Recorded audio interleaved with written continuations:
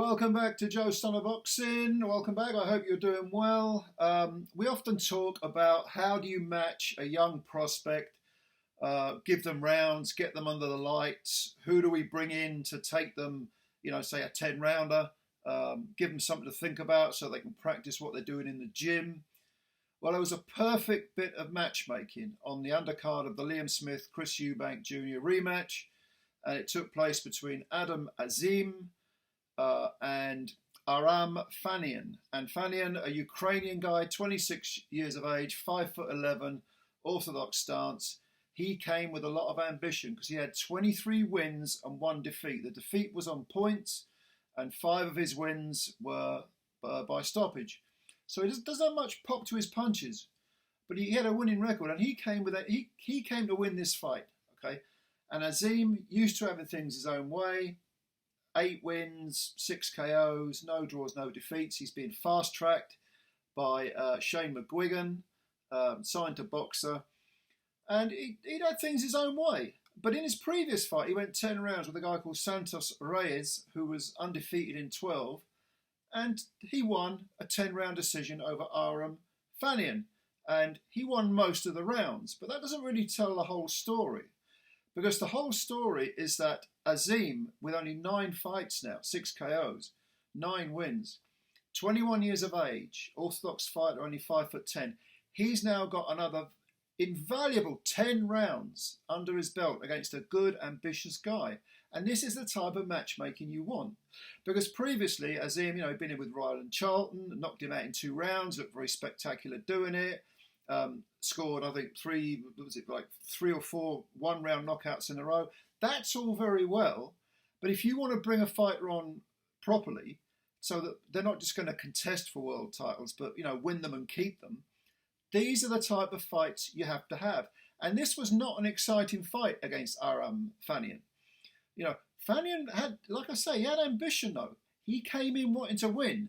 He was, Azim came out. Always has a wide stance, very tall, very long arms, long dimensions, looking to land some power shots. But FANIIAN, actually, I think he's listed as being an inch taller. I don't know about that, but he was looking to land his own punches early on. He was bending at the knees well, trying to vary the sort of levels, giving Azim something to think about, making sure Azim had to stay concentrated for every second of every round. And for the first 5 rounds, even though I thought Azim was winning the rounds, they were competitive. There was some good work coming from FANIIAN. He was a danger. And that's what you need to give a young kid, a 21-year-old, who's only had a handful, not even 10 professional fights. That's what you need to give him. You need to give him something to think about, something to force him to concentrate. Now, FANIIAN, in my opinion, didn't really fire enough punches. His output wasn't good enough. He was a little bit too reserved. Easy to say because, of course, he's trying not to get clocked by Azim's counter punches. But at the same time, if he'd forced the pace a bit more and maybe gambled a bit more, he'd have probably won more rounds. It was only from about, I think in the 8th round, finally Azim kind of got through with punches and rattled FANIIAN and sort of battered him from rope to rope, to the adjacent rope, then back again. Good work, really good work in the 8th round from Azim. But he wasn't forced to fight at a pace that was uncomfortable. So he was able to preserve the energy and the power and bring it on late. If you're going to put pressure on a guy, you've got to make him think and fight physically at a pace that he's not comfortable with. And FANIIAN couldn't do that. But he was dangerous enough to take Azim rounds. And for only his 9th fight, this was an invaluable 10 rounds for Adam Azim. I'm really impressed with this kid. I think he's going places. If he lives the life, apparently, he's quite a religious fellow. He's a Muslim. It keeps him on the straight and narrow. He's got a good team around him. His family, very family orientated. Always cool. Whenever you see him, he speaks very well in interviews. Very reserved. Still waters run deep, as we know sometimes. And this kid seems to have that quality about him. He's mature beyond his years. And that's what you need when you're that young. You've got to be mature. I like him a lot, actually. ARAM FANIIAN, good European level fighter. you can make an argument that Azim, is European level already.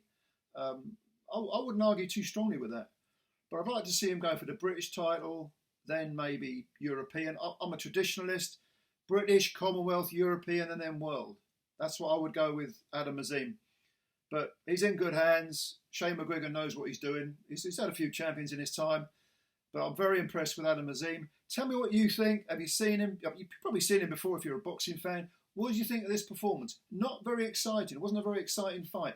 But it was a very, very good learning experience. Let me know your thoughts below. As always, thank you for your time. Subscribe to the channel if you're new. Hit the like button. We've got more to come. And thank you. Speak soon. Bye for now.